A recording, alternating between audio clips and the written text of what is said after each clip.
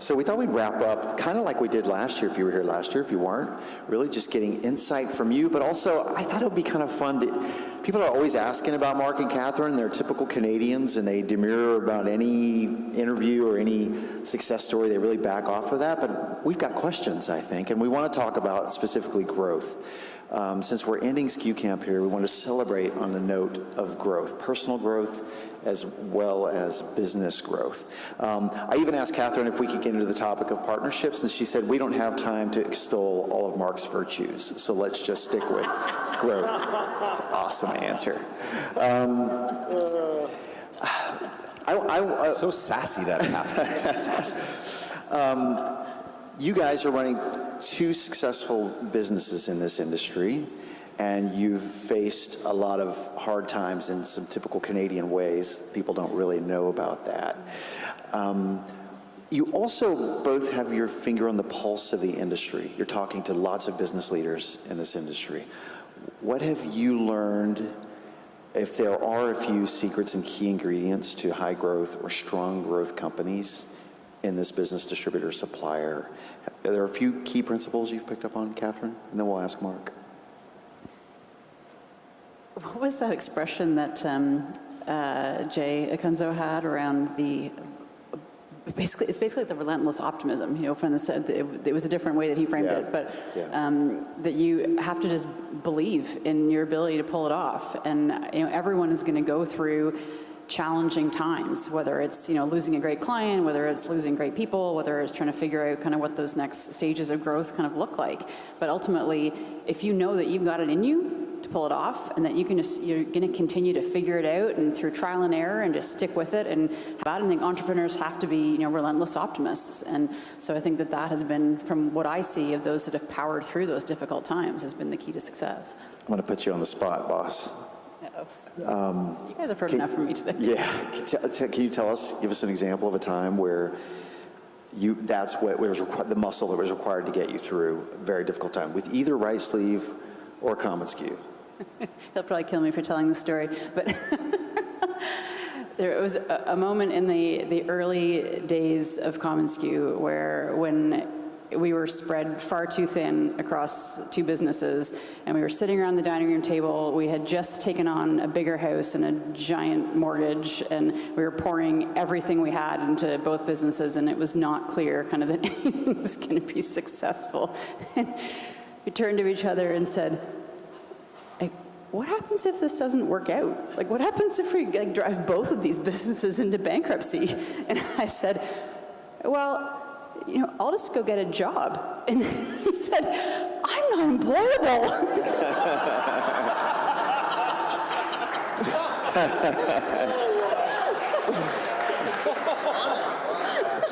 I do remember that conversation. And then I think you said something about, good thing our parents live in Toronto because we can move into their basement. Which was really depressing because we had just bought this house and big mortgage, and we were so excited about the future. And what was interesting is that RIGHTSLEEVE, at just before commonsku, had been a legitimately successful business, had been in business for a while, and it seems to be so depressing at that time that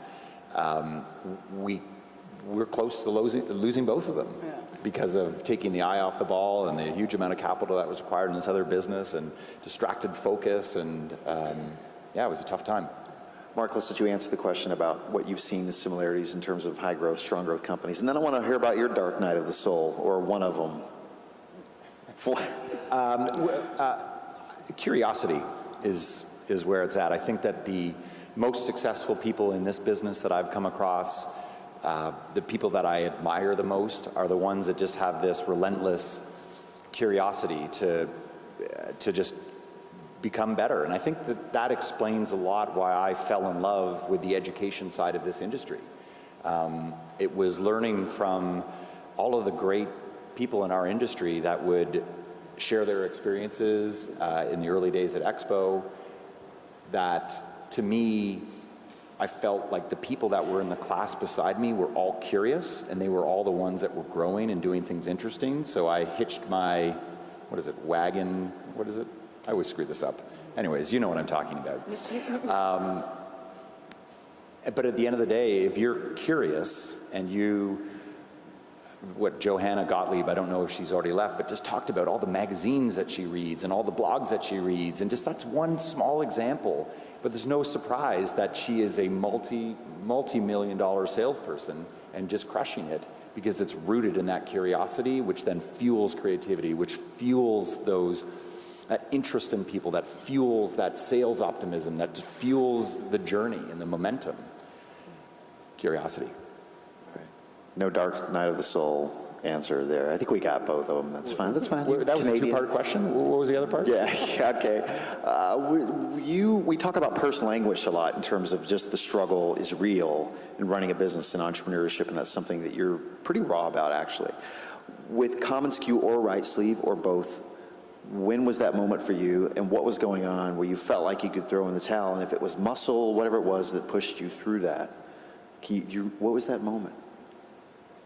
When I wanted to give up? Yeah. And what pushed me through? Yeah. Well, Catherine has always pushed me through. There's no question about that. I remember we were sitting in our kitchen. I don't know, this is maybe 8 years ago or something like that. So this was after the first conversation about moving in with our parents. His unemployability. And I remember saying something silly like, we are charging $99 a user a month for this software. How the heck are we ever going to cover the expenses of running this really expensive business? And I was just doing the math in my head going, this is ridiculous business. And comparing it to Right Sleeve, where we were sell an order of t-shirts for $5,000 very easily, and then you think about how you grow a business like that and can scale it. And I just remember thinking, we are never going to make it. This business sucks. And I couldn't be more wrong. It's been a great business, but I remember just thinking to myself, like, we should just chalk this up as a grand experiment, lost a lot of money on it, and we should just go back to selling t-shirts. And you did. What did you do? What did I do? You pushed me through through. that. We're going to keep at this. This is a great business. That's true. Yeah, that was not what they did. Because it's funny. That didn't help. I mean, this is it's getting deep, but I feel like to some extent there's this view that I'm very positive and very optimistic, and I think people see that, and I'd say for the most part that's true. But there are those moments where you see that, and you've been able to push me through on a number of occasions, and I think it represents this great dynamic between us. There's this delicate balance for an entrepreneur. Many folks might be in the room in this place today, and many suppliers face this far more than distributors, obviously. Capital and the money to invest in your business to help fulfill your dream. That tension is real, and there's a terrible Texas colloquialism around this: buy more land, buy more cattle, you got to buy more land. I thought it was no cattle, no hat. No hat, no cattle. Okie. What have you learned about that in terms of that risk and versus investment payoff? We didn't warn them about this at all. So what have you learned about that risk versus payoff, and with both businesses and trying to invest back into the success of your business and realizing your dream? I think there's a couple things I would say to this. So to give some context, my father is an accountant.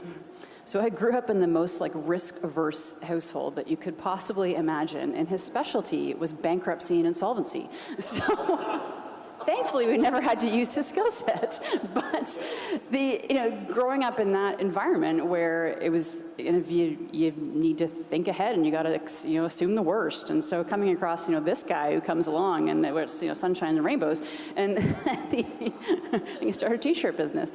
And I think that there's an element of needing to assume that you're going to figure it out and that relentless optimism around it. But I think the other piece of it is that you've got to know your numbers. You've got to know kind of what it is that you need from a profitability perspective to be successful and to make sure you can pay yourself. And baking that into your business model kind of from the very beginning, and knowing that if you're going to have to invest kind of in the negative for a period of time, that what is the path to getting to that positive state? And if you can't see a path to that, then you got to reassess your business. And I think that the importance of kind of knowing what you need to hit from a net profit perspective, what is that percentage, and being able to kind of reverse engineer your business model a bit, that you just got to know your numbers, and if you're not kind of comfortable with that, get the help that you need, people that can help you kind of understand that. Mark? What she said. Okay, all right. Let's open up to the floor. We have some questions for Mark and Catherine.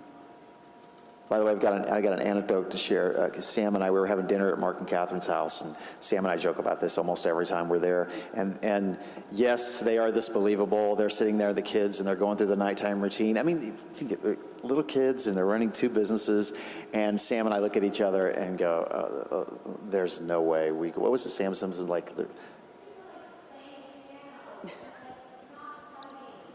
Right. Oh. I remember you looked at me and you said, "Well, where did we fuck up?" Right? It was surreal. It was like, yeah. Let's let a disaster happen here tonight, please. Make us feel better. Yeah. Questions? We got a mic coming for you here. Yeah. That was an easy question. What's next? Easy question. What's next? What are your plans for the future? Ooh, what's next? World domination, that's what I always give that answer. No, I mean, obviously I'm kidding. But just continuing to grow and learn. And I think that, part of what I personally have loved the most on this journey is all of the incredible people that we have met along the way. And to me, that is what continues to excite me, of being able to watch kind of all of you guys kind of grow and flourish in your businesses and being able to continue to learn from you. And I think the more that we can continue to pull kind of awesome people into this tribe that we can all grow and learn from, that's what continues to kind of fuel me every day. Denise. I've always been curious, and I'd love to get a sense of how it felt navigating the train with folks like ESP and Sage, whom were both necessary for collaboration, but also probably saw you as a competitive threat. And I'm just curious, in the beginning, how did they treat you? What's it like now? Like, what's that been like? It's a weird thing you have to live with them. Yeah. Ooh. Thank you, Denise. We always say if we wrote a book that no one would likely read, that would be one of the chapters. I think in the technology space, and just being totally transparent here, it's necessary to have partners that may be competitors. And you could call that frenemies. And in the case of Sage and ESP, we were terrified of them in those days and have a healthy respect for them today. They're both phenomenal businesses. They've both done great things. They've got a great product for the industry. They've got huge distribution. And in some respects, you could call them the Microsofts of the industry. And it's important to partner with a Microsoft because they can give you distribution, they can give you validity. In our case, not being able to double enter products has been a huge, huge thing. And so striking partnership deals with people that we were terrified of was critical for our success in terms of making the experience convenient for our customers.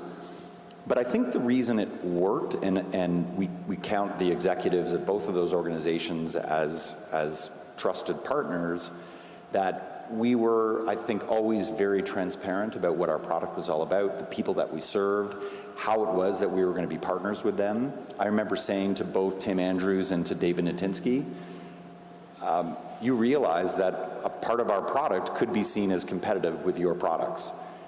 Let's get that out of the way right now, so that way there's not a surprise down the road when you see us as a competitor and you feel that we're blindsiding you. And that was a really interesting conversation, and I think that there was acknowledgement from both of them that that was the case, but that there was a different market that was being served, and that at our very best, when you took a ESP plus commonsku, a 1 + 1, you didn't get 2, you got 4. And the same with Sage. And And so I think just putting it that way was really great. I think that we also saw inside the industry and outside the industry some examples of where relationships with ASI and Sage were not healthy, were not positive. And I looked at that and I wondered why that was the case. And I think that a lot of it was because there wasn't a good relationship. Maybe those partners had not gone with a partnership attitude in mind. And so we wanted to learn and maybe do the opposite of that. And I can add to that. So it's been tough at times, but net way positive. I think the other piece in those discussions in the early days was understanding kind of where our value fit into the equation and being clear with them around our vision. So we did not want to be another product search engine. The market did not need that. There were already 3 good options at the time, and we chose to integrate with all of them rather than reinventing the wheel. So I think if we had come out of the gate saying, we want to come after your business and we're going to push you aside and we're going to try and wrangle the million SKUs and 4,800 suppliers and redo the work that you've already done, that would have been a non-starter. As opposed to saying, we see this as being a great channel for people to be able to continue to get value out of your product and be able to, the 1 + 1 = 4. And that creates a different kind of conversation. And to me, there is so much room in this industry for so many different players and so much approaches to value that the more that you can understand how you can contribute and to be additive to that, as opposed to trying to fight over a fixed pie, that the more value everyone gets in the end. What's also interesting when if you look at all 3 businesses, in this case commonsku, ESP's product, and Sage, is that all 3 businesses have never been as big as they are. And that's exciting. And so I think that that's demonstrating that it's not a zero-sum game. It's not like we take one of their customers, their complementary products. And I think that when that's communicated and you can see that in the numbers, that's exciting. So we're excited about those partnerships, and we have no interest in being in product search. Not a very exciting thing for us to tackle. There's more interesting problems to go after. I have to tell a very quick anecdote about Denise, in that she came and worked in the RIGHTSLEEVE offices one day while she was in town, and she went into Mark's office and she proceeded to switch out every picture that he had on his desk of, wedding pictures of me, pictures of the kids, pictures of the dog, and she switched them out for her own pictures of her and her wife and her dog and her kids and all that. It took Mark several days to notice. So I am a little bit of a space cadet, but I'll tell you that it did take me maybe a week to figure it out. But then I loved it so much, Denise, and I told you this, that I think I kept those pictures for about 6 months. That's the greatest prank. That's great. Question here, Chad. Yeah, so once you got past the dining room and the kitchen difficult talks and the questions of bankruptcy or whatever and possibilities, I'm figuring you're heading to a growth position in both companies. And yet, which one of those companies brings you more joy right now? Just curious. That's like making you pick between your 2 kids and say which one you love better. Yeah.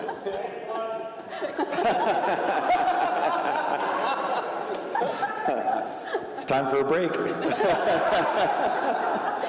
I think that each business has had such unique kind of challenges and things that have been professionally interesting from a professional development perspective for me that you can't compare. They're just when you're in a product business versus a service business. So commonsku being a product that we're selling and RIGHTSLEEVE being a services business, they each are so different and I think I just having been pulled into this industry, by Mark, that I never thought that I would have kind of the passion for promotional products that I do, and I still just totally geek out over product. And so I don't think I'll ever lose kind of that excitement for that side of it. But the technology piece, I think, has been such an interesting journey in terms of the learning curve and all that side too. That I think, both continue to be awesome. Let's switch this up a little bit. I want to hear from you and what you've learned over the past couple of days, or what's inspired you, or is there any particular thought you want to share? You guys all kind of turned to each other in that first day, and we challenged you to say, what were you most excited about getting out of skucamp? And now that we're at the end, what are you feeling about that? It's okay. Right back here, Jamie.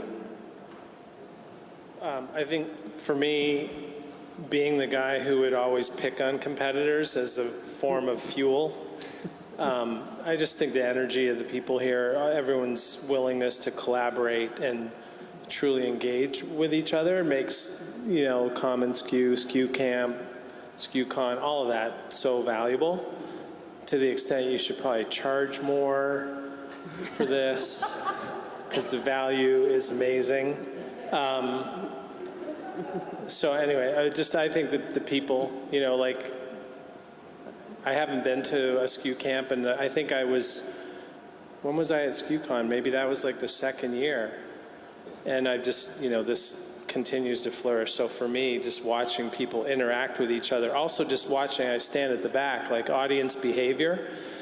When someone's talking and something is really clicking with them, everyone behaves the same way. They pick their phone up and they start taking pictures of it. So just to capture those moments where everyone's doing that together, and if you put all that together in a feed of learning, you'd see how everyone really is kind of, you know, we're all really similar. So anyways. That's a great idea. Thanks, Jamie. Who else?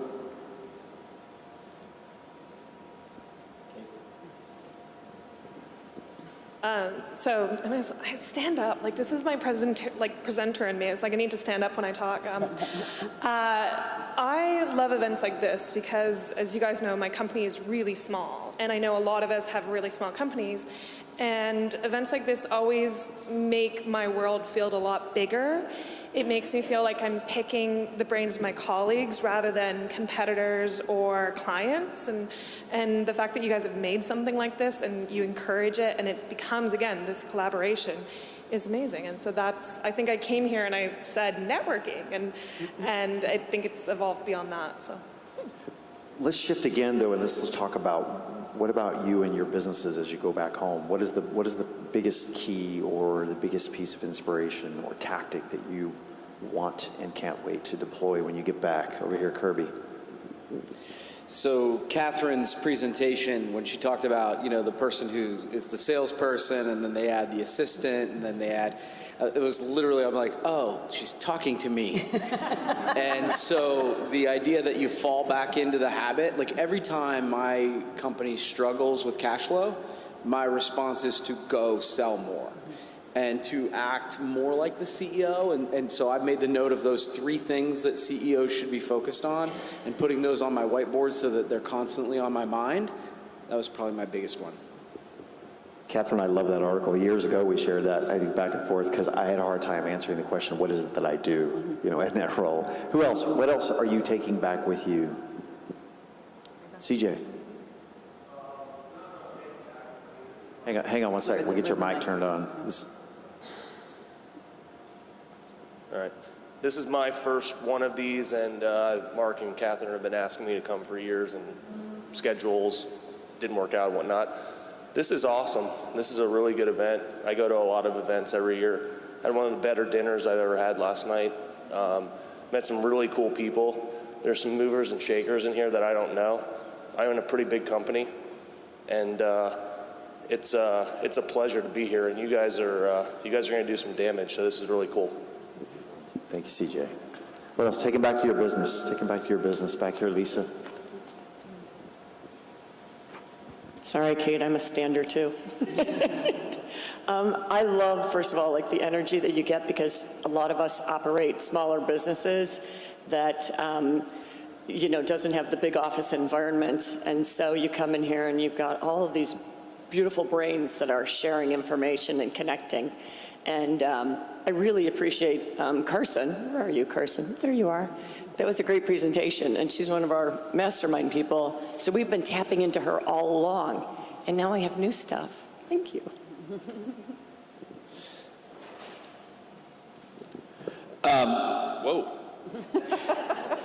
Like CJ, I'm a supplier here, but unlike CJ, I'm not a owner of the supplier or even a principal of the company. And you're making my life easier when I go back, because I kind of had to sell upper management on me coming here to get more familiar with the community, and especially as a supplier to.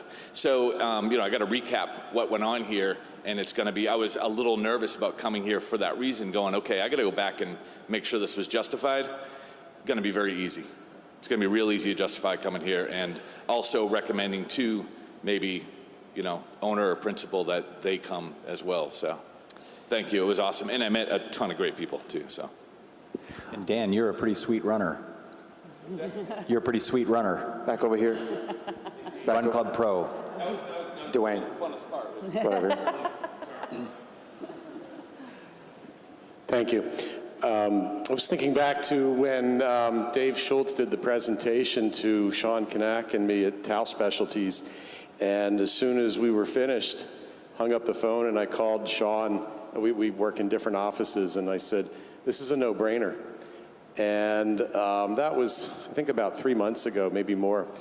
And what impressed me was, I think the first day I was here, or maybe Monday, how many times I heard people use the phrase no-brainer with regard to commonsku and just what it meant to them and their businesses. And it just, it really hit me as a accurate and popular description. And as I've spent a couple of days here, it's just become more obvious to me. Last comment on getting back to your business and taking something you're going to activate from this, Brian. Right over, Dwayne, right behind your left shoulder.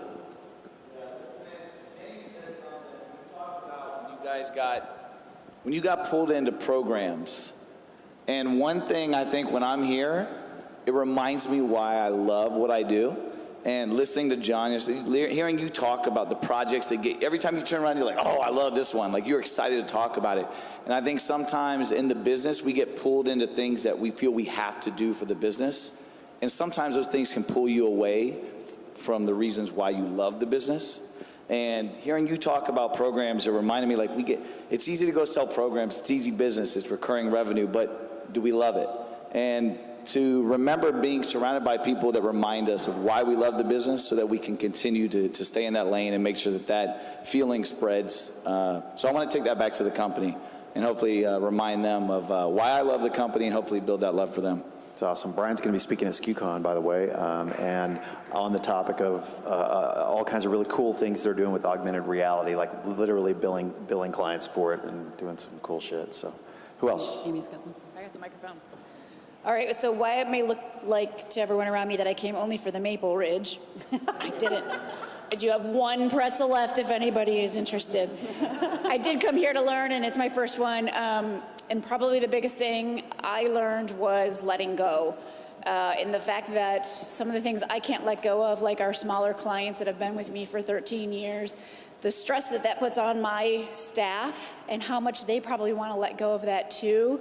That's probably the number one takeaway I have, is to go back, clean house, and relieve them of all of that also so that we can move forward and grow bigger as an organization. So thank you.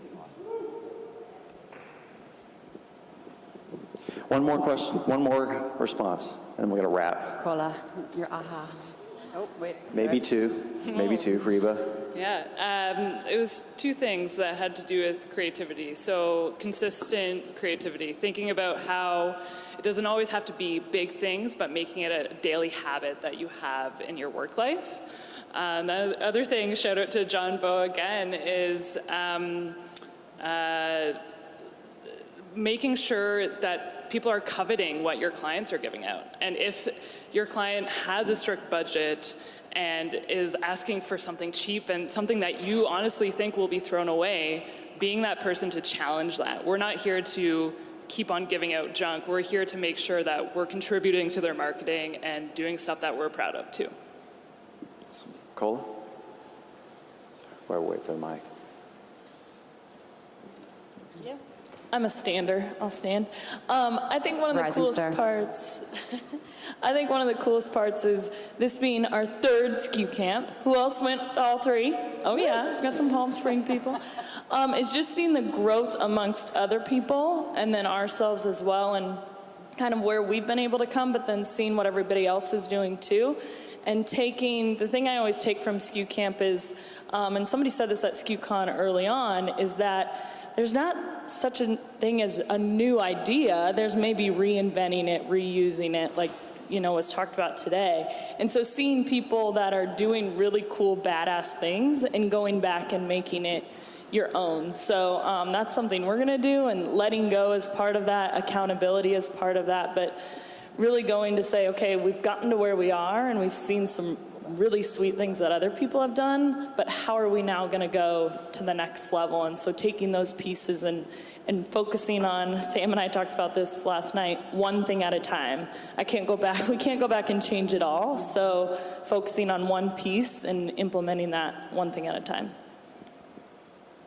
I'm going to give a shout out to Cola here for a moment, and I couldn't agree more with this notion that over the last several years you've just seen people go from stage one to this great progress and this great amount of growth. And 3 years ago at SkuCamp, you think about where your business was and how you were just starting Soul and Swag, and how it was, it was started out of passion, but there was a lot of uncertainty. And now look at you, it's been literally 3 years, which isn't that long. And to see your kick-ass office, to see your incredible staff, to see your sales growth, and yes, you're a rising star and totally deserving so. And it's just amazing. And I look at other folks like Joe Summer, you're a good example. I mean, you were on the stage at SkuCon, what, 4 or 5 years ago, bearing your soul as to how you couldn't retain staff, your sales were flatlining or you were tanking, you didn't know what was going to happen in the business. And while I certainly believed in you, I think at the time it was, I think this guy just needs a hug. And you know what, I'll say, Reba, it was Stephen who'd said that, my colleague at RIGHTSLEEVE, Stephen Musgrave, he said, I just want to go up and give Joe a hug because I know what it's like. and now look at you, it's just, it's amazing. And there's countless number of other examples that are here. So anyways, yeah, exactly. We want to make sure that we're respecting people's time because we've got a great evening tonight, but we want to make sure that we're giving people a moment to freshen up. So I just wanted to end with just a couple of moments just acknowledging a few people and a few of our partners, and then of course some exciting things that are happening. So first and foremost, we have SkuCon. This will be, I don't know how many years it's been. We started in 2015 and it's 7, wow, amazing. We've done 7 of them because we had the one in Chicago, and that event is filling up very quickly. I would say it'll probably be sold out probably within about a month. And we're doing it at the Keep Memory Alive Center in Las Vegas, January 12th. All the information's at skucon.com. I know lots of people have been to it, and if you're interested in coming, we would love to see you there. It's going to be a ton of fun. We've got a great after party plan this year that's a bit different, and a lot of fantastic speakers. So check that out. You know our partner sponsors, and I just want to acknowledge all of them for being such great friends. You really are part of our family. I always say that we appreciate the check to help us put on the event and make it reasonable for people to come.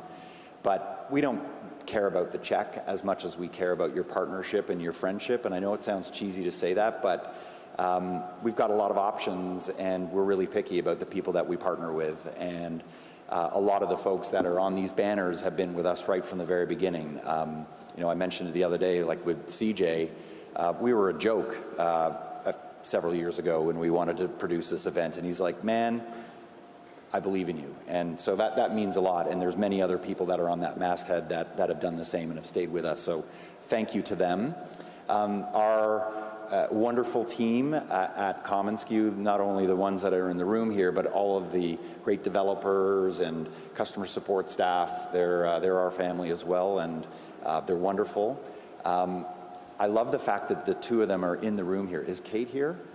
Yes, Kate hasn't gone.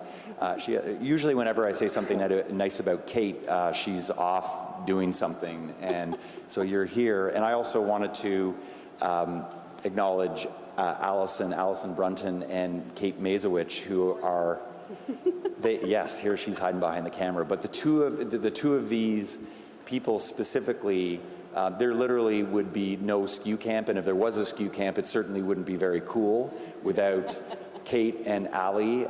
This event it literally takes a year to plan, and the number of meetings that we have squirreled away in a small little room in our office, I can't count how many we have. And the Slack messages, the texts, the emails, all the little things like, have we done this? And the journey is quite something, and the two of you, I can't tell you how much I appreciate it. So.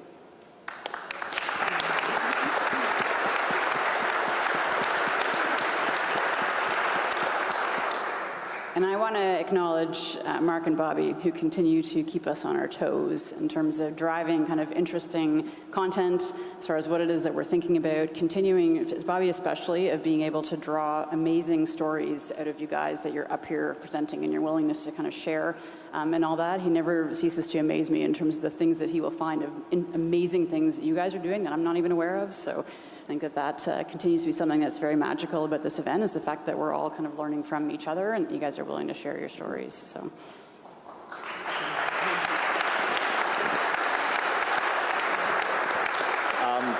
All right, so we are axe throwing tonight, which, how many people have not thrown an axe before? Yes, it's gonna be great. Glad you're signing your waivers. Beer and axes, what could go wrong? We've done this a couple of times in Toronto, and the man to beat, by the way, is not surprisingly Aaron. He's amazing. He's amazing at everything, isn't Aaron? So the deal with it is we are going to have a blast. Tonight we're going to a place called Lumberjax's. We've got a couple of old school buses that are going to pick us up in the front of the ACE at 6:30. Dress is exceedingly casual, although make sure you're wearing closed-toe shoes. That is a requirement, which is funny. I mean, an axe would go through sandals as easily as my Allbirds, but whatever. And we've got full dinner, we've got drinks. It's amazing. They allow you to drink beer while throwing axes, amazingly. And we're gonna have a blast. So it's a lot of fun, and we can't wait to end off tonight with each and every one of you throwing some axes and having a great time. And we just absolutely love you, and thank you so much. Before you leave, I know what a huge time commitment it is for you guys to be away from your businesses, and what that takes to have your phones away and the disconnect boxes and to be present and to focus. And I can't thank you enough for what it is that you guys do in terms of the energy that you bring and the focus that you bring. It's what kind of keeps us going. So thank you all. Well, and one more thing, sorry, we really are done. I would like to say a special thank you to the speakers, because what's fascinating, as I was talking with the AV guys earlier, we were using notes and things like that, so you saw some technical challenges going on, and I turned to these guys and I was like, look, we're really passionate about having entrepreneurs who are doing cool shit in their business, or folks who are just doing really cool things. We're not professional speakers, and what you'd be surprised to find out is everybody who was on this stage expressed to me through the period of us working through presentations how nervous they were to do this, and yet they do this for free. They open up their hearts and their minds, and they share of their time, and it takes a lot of time to put together a presentation for this. So a big thank you to the speakers, and now we really can really go. Thank you guys, see you tonight. It's a wrap.